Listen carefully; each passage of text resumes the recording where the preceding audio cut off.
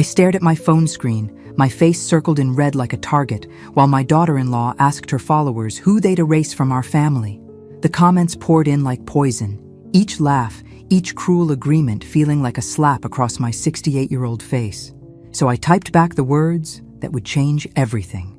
The house you're living in isn't your husband's, it's mine, and I just voted to erase you from my property.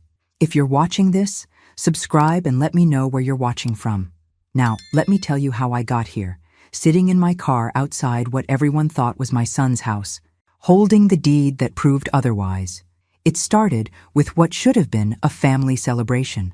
David, my 42-year-old son, had just gotten a promotion at his accounting firm.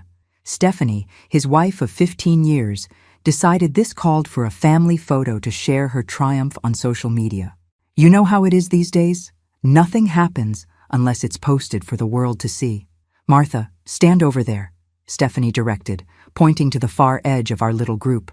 Not Mom Martha like she used to call me years ago, just Martha with that tone she'd developed lately, like I was the hired help instead of the woman who'd raised the man she married. I positioned myself where she wanted, watching as she arranged David and their 2 teenage kids, Emma and Josh, in the center. The perfect nuclear family. I was clearly the add-on, the extra piece that didn't quite fit the aesthetic she was going for. She took dozens of photos, each time finding something wrong. "David, tilt your head more. Emma, smile with your teeth. Josh, put your phone away for 5 seconds." But when she looked at me, she just sighed like my very presence was exhausting. The photo she finally chose was beautiful, I had to admit. David looked distinguished in his new suit. The kids looked like magazine models, and Stephanie glowed with that particular satisfaction that comes from getting everything exactly right. Even I looked decent, standing slightly apart but smiling genuinely at my family. What I didn't know was what she planned to do with that photo. 3 days later, my neighbor Carol knocked on my door, her face flushed with indignation. "Martha, honey, you need to see this." She thrust her phone at me, and there it was. Our family photo, but now my face was circled in thick red marker. The caption read, "Family game. If you could erase one person from this picture, who would you choose? I think you know my choice." The family, drama, and honest moments. My heart stopped. I scrolled through the comments, each one a fresh wound. Definitely the old lady. Why is she even in the photo? Time for the nursing home. Your family would be perfect without the extra baggage. Stephanie had responded to each comment with laughing emojis and heart reactions. She was enjoying this. My humiliation was entertainment for her and her followers. The memory of buying that house 12 years ago came flooding back as I sat staring at Stephanie's cruel post. David had just married Stephanie, and they were living in a cramped apartment, drowning in student loans and credit card debt. My husband Frank was still alive then, and we'd just received a substantial inheritance from his mother's estate. "Mom, we're looking at houses," David had confided during one of our Sunday dinners. "But the market is insane. We can't qualify for anything decent on our salaries." I watched Stephanie that night. How she avoided eye contact when money came up. How she suddenly became very interested in her phone whenever David mentioned their financial struggles. But I also saw how much my son loved her. How his face lit up when she laughed. How protective he became when anyone criticized her. Frank and I talked about it for weeks. "We could help them with a down payment," he suggested one evening as we watched the news. "Or we could do better than that," I replied, an idea forming. "We could buy the house outright, let them live in it, and they could pay us rent until they're in a better position to take over the mortgage." Frank studied me carefully. He knew that look, the one I got when I was working through a complex problem. "You're thinking about putting it in your name only, just as a safety net," I explained. "You know how marriages can be unpredictable these days. If something happened, at least David would be protected." It seemed so smart at the time, so generous. When we found the perfect house, a beautiful colonial with 4 bedrooms and a big backyard for the grandchildren we hoped would come, I put it entirely in my name. The deed, the insurance, the property taxes, everything. David and Stephanie were ecstatic. They moved in like newlyweds starting their dream life, and for a while, everything was perfect. They paid us modest rent, just enough to cover the property taxes and maintenance. Frank and I felt good about giving our son such a solid foundation. But Stephanie began introducing me to people as David's mother, who helped us with the house. Then it became David's mother, who gave us money for the house. Over the years, the story evolved until most people believed David had bought the house himself with a small assist from his parents. I never corrected anyone. Why would I? It wasn't about credit or recognition. It was about family. Frank died 5 years ago, and in my grief, I'd been even more generous. I stopped charging rent altogether. Your family, I told David when he tried to insist on paying. This is what family does for each other. Now, sitting in my car, looking at that house with fresh eyes, I realized how thoroughly I'd been erased from the narrative of our family's success. The notification sound on my phone made my stomach lurch. More comments on Stephanie's post. More strangers agreeing that I was the expendable one in our family photo. But mixed in with the cruelty were a few voices of reason, people calling out the post for being cruel and disrespectful. One comment stopped me cold. That's someone's mother. How would you feel if your daughter-in-law posted this about your mom? Stephanie's response was swift and brutal. Some mothers-in-law earn their place in the family. Others just expect it because they gave birth. I believe in earned respect, not automatic entitlement. Earned respect. Automatic entitlement. I thought about the countless Sunday dinners I'd cooked, the babysitting so they could have date nights, the emergency funds I'd provided when David's car broke down, or when Stephanie needed money for her real estate license. I thought about the house, my house, where they'd lived rent-free for 5 years. What exactly did I need to do to earn my place? My phone rang. David's name flashed on the screen, and for a moment, my heart lifted. Finally, my son was calling to defend me, to demand his wife take down that horrible post. Mom? His voice was tight, stressed. We need to talk. Yes, we do, I agreed, thinking he meant the post. Stephanie showed me what you commented on her photo. That was completely inappropriate. The world tilted. Inappropriate? David, did you see what she posted? She asked people which family member they'd erase, and she circled my face. It was just a joke, Mom. You know how social media is. But claiming you own our house? That's taking things too far. Just a joke. My public humiliation was just a joke. David, I said slowly, I do own your house. My name is on the deed. I bought it 12 years ago, remember? There was a long pause. That was different. You bought it for us. It's been our home for over a decade. Yes, it's been your home. In my house. Mom, you can't be serious about this. We've put our whole lives into this place. We've renovated the kitchen, redid the bathrooms, landscaped the yard. This is where my kids grew up. With money I saved you by not charging rent, I pointed out. Another pause, longer this time. When David spoke again, his voice was cold in a way I'd never heard before. What exactly are you threatening to do? The question hung in the air between us. What was I threatening to do? 24 hours ago, I wouldn't have known. But 24 hours ago, I hadn't been publicly humiliated by my own family. I'm not threatening anything, David. I'm simply clarifying the facts. Your wife seems confused about who owns what in this family. You're being vindictive. I'm being accurate. After I hung up, I sat in the silence of my own small apartment, the one I'd moved to after Frank died, so David's family could spread out in the big house. I'd downsized my life to make theirs bigger. And this was my reward. That evening, I did something I hadn't done in 5 years. I drove to my house and used my key to walk through the front door. Martha? Stephanie's voice came from the kitchen, sharp with surprise and something else. Fear? What are you doing here? I live here, I said simply, looking around at the changes they'd made. New furniture, new paint, new artwork. They'd made it theirs so completely that it felt foreign to me, even though every inch was legally mine. David appeared from the living room, his face flushed. Mom, you can't just walk in here anymore. This is our home. Actually, it's my home. You live in it. Stephanie stepped closer to David, a united front against the crazy old lady who'd clearly lost her mind. This is ridiculous. You haven't lived here in 5 years. But I've owned it for 12 years, I replied, pulling out my phone. Would you like me to show you the deed? It's all very clearly documented. The teenagers, Emma and Josh, had appeared in the doorway, drawn by the raised voices. They looked confused and uncomfortable, the way kids do when the adult world suddenly becomes unstable. "Grandma Martha?" Emma ventured. "Is everything okay?" Before I could answer, Stephanie turned to the kids. "Go upstairs. The adults need to talk." The dismissal in her voice when she said, "adults," clearly excluded me from that category. I watched my grandchildren retreat upstairs, probably to their rooms to text their friends about the weird drama happening downstairs. "Look," David said, lowering his voice, "I understand you're upset about the social media thing. Stephanie probably went too far, but you can't use the house as some kind of weapon." "I'm not using anything as a weapon.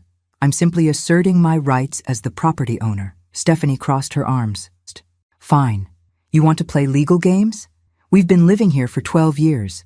We've improved the property significantly. We have tenant rights, and we have sweat equity. You can't just kick us out." I almost smiled at her confidence. "Actually, as my lawyer explained to me this afternoon, since you've never paid rent and there's no formal lease agreement, you're considered guests in my home. I can ask you to leave with 30 days' notice." The color drained from both their faces. "You called a lawyer?" David's voice was barely a whisper. "I called Robert Patterson. He handled your father's estate, so he's familiar with our family's financial arrangements. Very thorough man." Stephanie's mask was slipping now, the sweet social media persona cracking to reveal something much harder underneath. "You bitter old woman. You can't stand that we're happy, that we've built something beautiful here. What you've built," I said quietly, "is a life on my foundation. And apparently, you've built it while mocking the woman who made it possible." David looked between us, clearly torn. "Mom, please, let's all just calm down and figure this out. Stephanie, apologize for the post. Mom, let's talk about making this house thing official somehow." But I was done being the reasonable one, the accommodating mother who always bent to keep the peace. "The house thing is already official, David. It has been for 12 years. What's new is that I'm no longer pretending otherwise." The next morning, Robert Patterson's office felt like a sanctuary. At 73, he'd been practicing law longer than some people had been alive, and his quiet confidence was exactly what I needed. "Martha," he said, reviewing the files spread across his mahogany desk, "you're in an interesting position. Legally, you're absolutely within your rights. Practically, this is going to get messy." "How messy?" He leaned back in his leather chair, studying me over his glasses. "Your son and daughter-in-law have lived in that house for 12 years. They've made improvements, established residency, built their lives there. While they don't have legal ownership, they do have what we call equitable interests." "Meaning?" "Meaning they can't claim ownership, but they can argue they deserve compensation for improvements, or time to relocate, or a right of first refusal if you decide to sell." I thought about the renovated kitchen, the finished basement, the deck David had built himself 2 summers ago. "And what do I owe them for improvements to my property?" Robert smiled, the first time I'd seen him do that since I'd arrived. "That's where it gets interesting. Since they made those improvements without your written consent, and since they haven't been paying rent or property taxes, they have very little legal standing to demand compensation. So I could ask them to leave? With proper notice, yes. But Martha, I have to ask, is this really what you want? This will likely destroy your relationship with your son." I thought about Stephanie's post, about the comments calling me extra baggage, about my son accusing me of being vindictive for stating facts. "Maybe that relationship is already destroyed," I said quietly. Robert pulled out a fresh legal pad. "Tell me what you want to accomplish here." For the next hour, we discussed options. I could evict them. I could sell the house and force them to relocate. I could establish a formal lease agreement with market rate rent. Or I could transfer ownership to David, with or without compensation. "There's one more thing," Robert said as our meeting wound down. "I've been reviewing your late husband's estate records for another matter, and I noticed something interesting. When Frank inherited from his mother 12 years ago, there was more than just cash." He pulled out another file, thicker than the first. "There's a trust fund that was established for your son, with you as the administrator. It's been growing with compound interest for 12 years. My breath caught. "How much?" "As of last month's statement, just over $400,000. I stared at the number on the page. David had a trust fund, a substantial trust fund that I'd been managing without really paying attention to it, authorizing the bank to reinvest the dividends and interest automatically. Frank never told David about this? The trust documents indicate it was meant to be revealed when David turned 45, or in the event of your death, whichever came first. David turns 43 next month. A plan began forming in my mind. Not revenge exactly, but something more sophisticated. Something that would teach some valuable lessons about assumptions and entitlement. Robert, I said slowly, I think I know exactly what I want to do. 3 days later, I was ready. I'd had time to think, to plan, and to discover just how deep Stephanie's manipulations ran.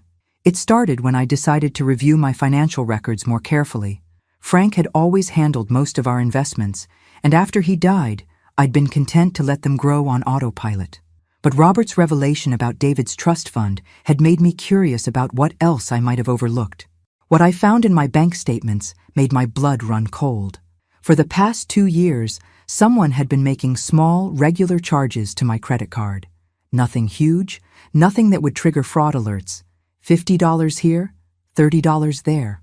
A subscription service, a few online purchases, some app downloads. The charges came from different merchants, but they all traced back to one source, Stephanie's phone. She'd been using my credit card number for her personal expenses. Carol, my neighbor, helped me piece together the timeline. I always wondered how Stephanie could afford those expensive handbags, she admitted as we sat in my kitchen, surrounded by bank statements. David's a good accountant, but those purses cost more than my car payment. The deeper I dug, the worse it got.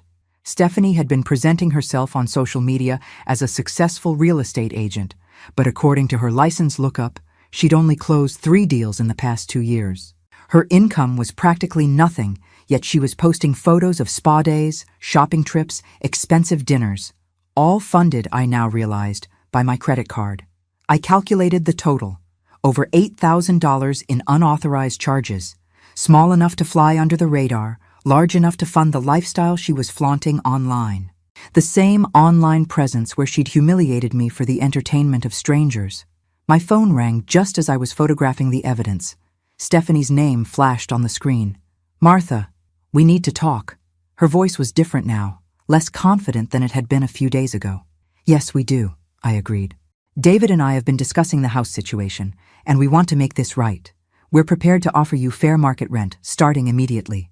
How generous of you, I said, looking at the credit card statement spread across my table. And how exactly do you plan to pay this rent? There was a pause. What do you mean? I mean, according to the Real Estate Commission database, you've sold 3 houses in 2 years. That's perhaps $15,000 in commissions before taxes. David makes $60,000 at the firm. So on $90,000 a year gross income, how exactly have you been funding your lifestyle? Another pause.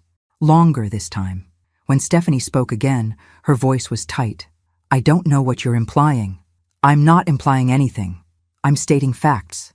For instance, the fact that my credit card has been charged $8,000 in the past 2 years for purchases I didn't make. The silence stretched so long, I thought she'd hung up. Stephanie, are you there? Those charges, she said finally, her voice barely a whisper. I can explain those. I'm sure you can. Just like you could explain why it was appropriate to publicly humiliate the woman whose credit card you've been stealing from. I never meant to. You never meant to get caught, I interrupted. There's a difference. When I hung up, I felt something I hadn't experienced in years. The rush of taking control. Tomorrow, I would implement the plan Robert and I had developed. Tonight, I would sleep better than I had since Frank died. The game was changing. And for the first time in a long time, I was the one making the rules. The next morning brought an unexpected ally.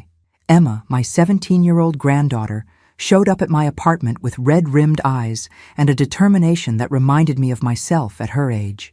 Grandma Martha, I need to tell you something, she said, settling into my kitchen chair with the gravity of someone twice her age.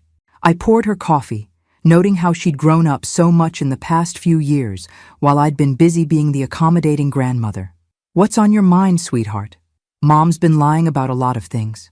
Emma's voice shook slightly. I heard her on the phone last night, talking to her sister about the credit card thing. She wasn't sorry, Grandma. She was angry that you found out. My heart ached for this girl. caught between her mother's selfishness and her own sense of right and wrong. "What else did you hear?" Emma pulled out her phone, her fingers trembling slightly. "She's been planning this for months. Look." She showed me a series of text messages between Stephanie and her sister Karen. Messages about finally getting the old lady out of the picture and claiming what's rightfully ours. Messages about how David was too soft and needed to grow a backbone when it came to his mother. The most damning message was from 3 weeks ago. "Posted the perfect thing today. Time to show Martha exactly where she stands in this family. David will thank me later when he sees how much happier we are without her constant interference." The social media post hadn't been a spontaneous joke. It had been a calculated attack designed to humiliate me into backing down. "There's more," Emma continued, scrolling through the screenshots she'd taken. "She's been telling people that you've been secretly charging us rent this whole time and that you're trying to kick us out because you need the money. She's making you sound desperate and greedy." I studied my granddaughter's face, seeing Frank's honesty and David's gentle nature, but also something stronger, something that wouldn't be bullied or manipulated. "Emma, I want you to understand that whatever happens between your mother and me, it doesn't change how I feel about you and Josh." She nodded, wiping her eyes with the back of her hand. "I know, Grandma, but I also know what's right and what's wrong. And what Mom did to you was wrong." That afternoon, Robert called with news that changed everything. "Martha, we have a problem. David filed papers this morning claiming adverse possession of the property." "What does that mean?" "It means he's arguing that since they've lived there openly for 12 years, maintained the property, and you've allowed them to live there without formal rent agreements, they have legal claim to ownership through continuous occupation." I felt the ground shift beneath me. Can they do that? They can try. It's a long shot. But in some states, if someone occupies a property openly for a certain number of years, while the owner takes no action to stop them, they can claim ownership. The good news is that in our state, the requirement is 20 years, not 12. Relief flooded through me, followed quickly by anger. David was actually trying to steal my house through legal manipulation. "But there's something else," Robert continued. "They've hired Margaret Stevens as their attorney. She's expensive, Martha, very expensive. On David's salary, there's no way they can afford her. Then how are they paying her? That's what we need to find out. Because if they're using credit obtained through fraud, we have them dead to rights." After I hung up, I sat in my apartment, looking around at the modest space I'd chosen so my son's family could live comfortably in my house. The house they were now trying to steal from me. Well, two could play at legal games. The confrontation came sooner than expected.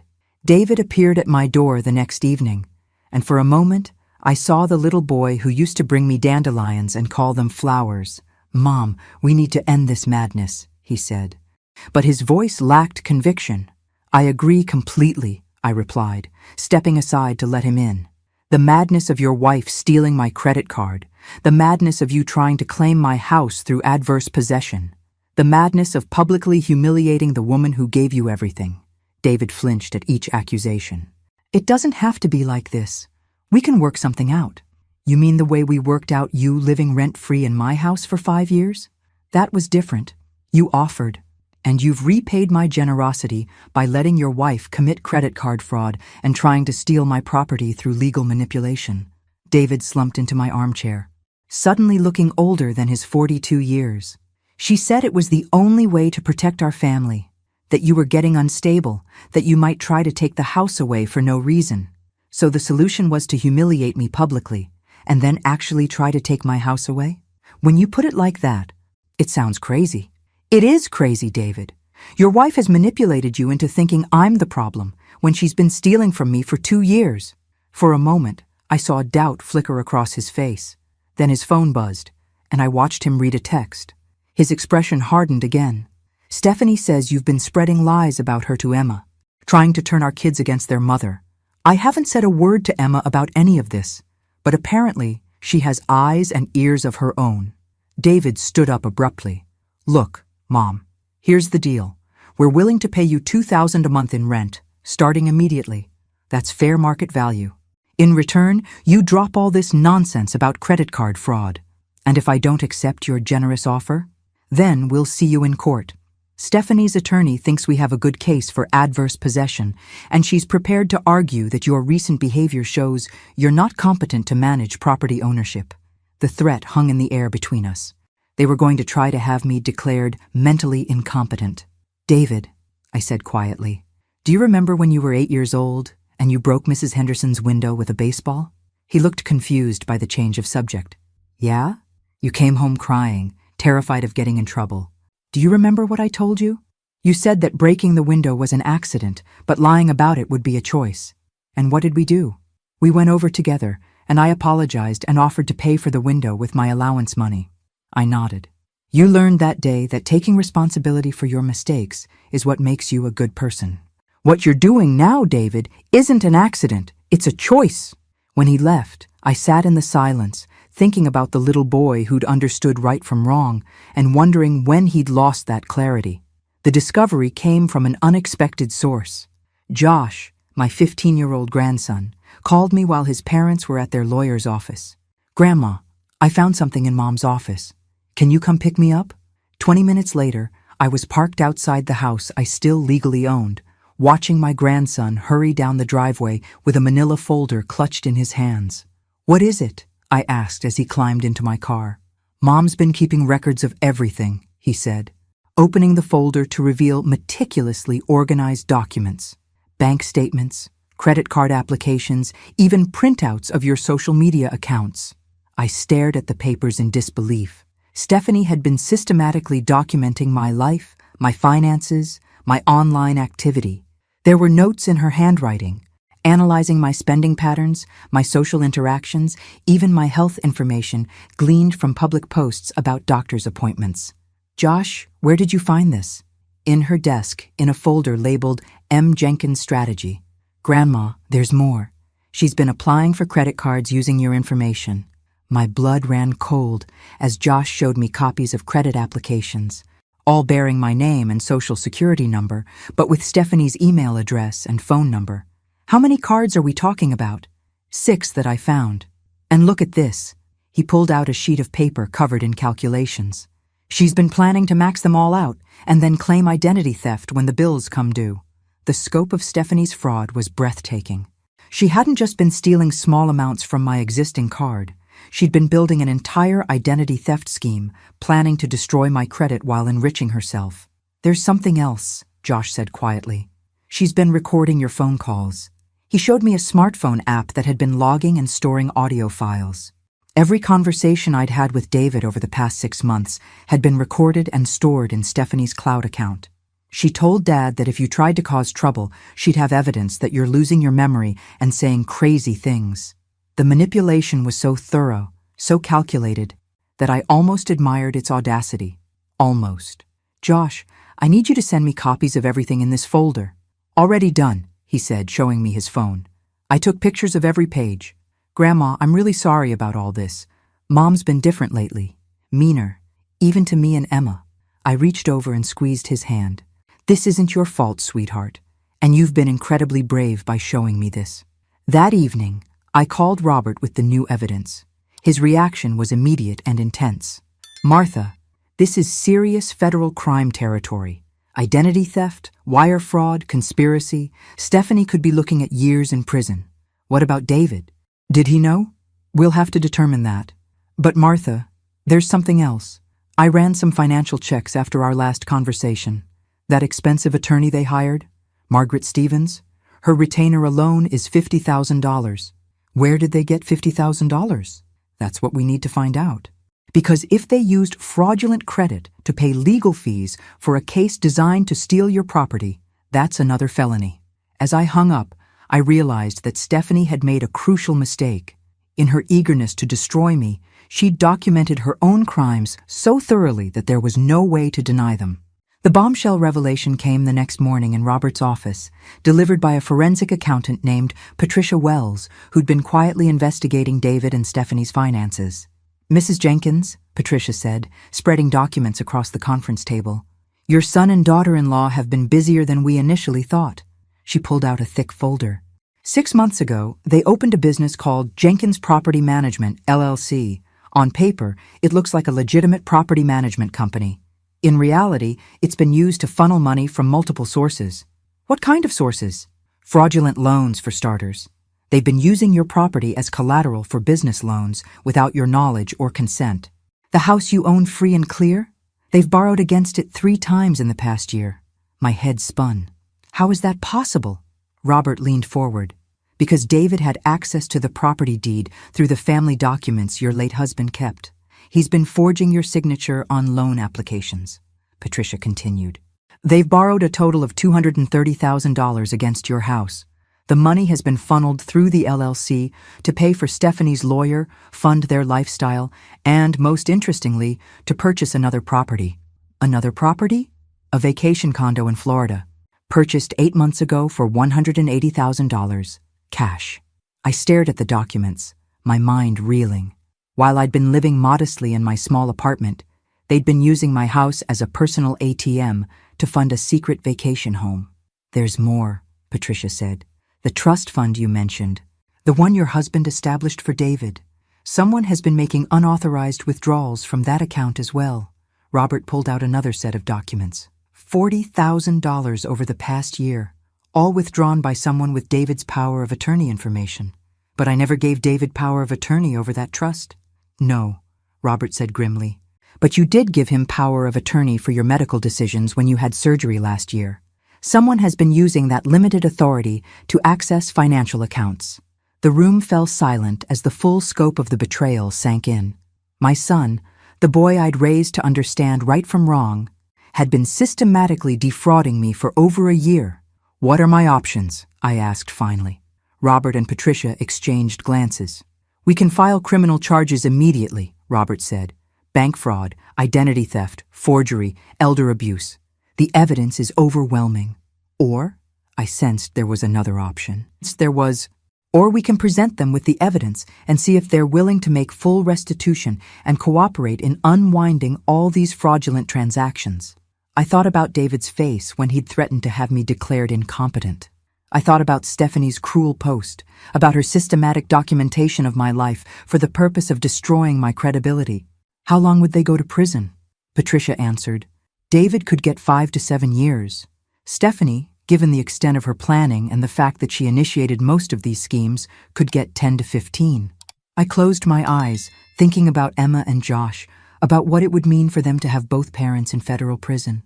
But I also thought about what it meant that my own son had stolen from me while planning to have me declared mentally incompetent. I want to see them, I said finally. Both of them, here in this office, tomorrow morning. Martha, Robert warned, once we reveal what we know, there's no going back. I opened my eyes and looked at him steadily. There's already no going back, Robert. That decision was made the moment they chose to steal from me. They walked into Robert's office the next morning, like they were attending a business meeting. David in his best suit, Stephanie in a designer dress I now knew I'd probably paid for without realizing it. I hope this means you've come to your senses about the house situation, Stephanie said, settling into her chair with practiced confidence. Oh, I've definitely come to my senses, I replied, watching as Robert placed the first set of documents on the table. David's face went white as he recognized the bank loan applications bearing his forged signature. Stephanie's composure lasted about 10 seconds longer until she saw the credit card applications with my stolen information. This is all a misunderstanding, David said weakly. Is it? I asked. Please explain to me how you accidentally forged my signature on 3 separate loan applications using my house as collateral. Stephanie found her voice first, shifting into attack mode. You're a sick old woman who's trying to destroy her own family. We've done nothing but love and support you. By stealing $400,000 from me? The number hung in the air like a bomb. Patricia had calculated the total. The fraudulent loans, the stolen trust fund money, the credit card fraud, the vacation condo purchase. That's not what happened, David protested, but his voice lacked conviction. Then tell me what did happen, I said, my own voice surprisingly calm. Tell me how you accidentally opened a business using my property as collateral. Tell me how you accidentally bought a condo in Florida with money borrowed against my house. We needed to protect ourselves, Stephanie burst out. You were getting old, making bad decisions. Someone had to think about the future. So you decided to steal my future to protect yours? Robert cleared his throat. Mrs. Stevens, Mr. Jenkins, you need to understand the gravity of this situation. We have evidence of bank fraud, identity theft, elder abuse, and conspiracy. These are federal crimes with serious prison sentences. David's composure finally cracked completely. Mom, please. I never meant for it to go this far. Stephanie said it was just temporary, that we'd pay everything back once the business got going. What business? I asked. The fake property management company you created to launder stolen money? It's not fake. We were going to make it real. I studied my son's face, looking for any trace of the honest boy who'd broken Mrs. Henderson's window all those years ago. David, do you remember what I taught you about responsibility? This is different. No, it's not. It's exactly the same. You broke something, and now you have to decide whether to take responsibility or keep lying about it. Stephanie leaned forward aggressively. You self-righteous bitch. You think you're so perfect, but you're just a lonely old woman who can't stand that her son has his own life. The mask was completely off now, revealing the calculating predator underneath. I am a lonely old woman, I agreed. But I'm a lonely old woman who owns property worth $400,000 that you've been stealing from. And I'm a lonely old woman who doesn't have to live with the knowledge that I betrayed my own family. Robert pulled out the final document. Mrs. Jenkins has prepared an offer.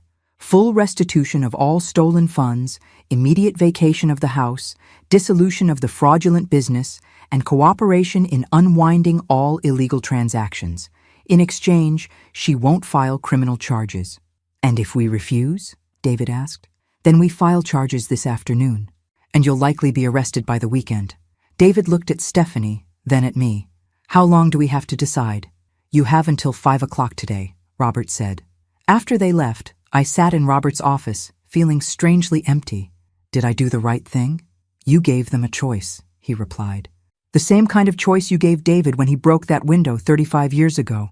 At 4:30, my phone rang. David's voice was hollow, defeated. We accept your terms, Mom. We'll sign whatever papers you need.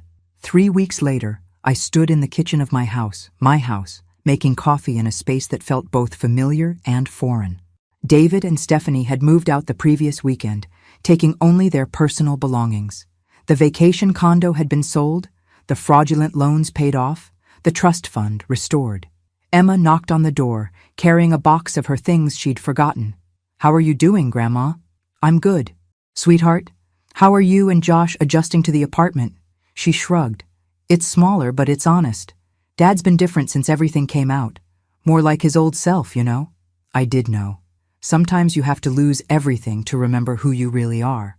Will you come for dinner Sunday? I asked. Emma smiled, the first genuine smile I'd seen from her in months. Only if you promise to make your famous pot roast. After she left, I walked through the house, seeing it with new eyes. It was mine again, but more than that, it was clean, free from lies, manipulation, and pretense. That evening, I sat on the front porch with a cup of tea, watching the sunset paint the sky in shades of gold and purple. My phone buzzed with a notification from social media, a memory from 4 years ago. Frank and me on this same porch celebrating our 40th wedding anniversary. He was smiling at the camera, but I was looking at him, my face full of love and contentment. I shared the photo with a simple caption. Sometimes you have to fight for what matters most. Peace isn't the absence of conflict, it's the presence of justice. Within an hour, it had dozens of likes and comments. Neighbors, old friends, even some strangers offering support and sharing their own stories of family betrayal and recovery. But the comment that mattered most came from Emma. Love you, Grandma. Thank you for teaching us that integrity isn't negotiable.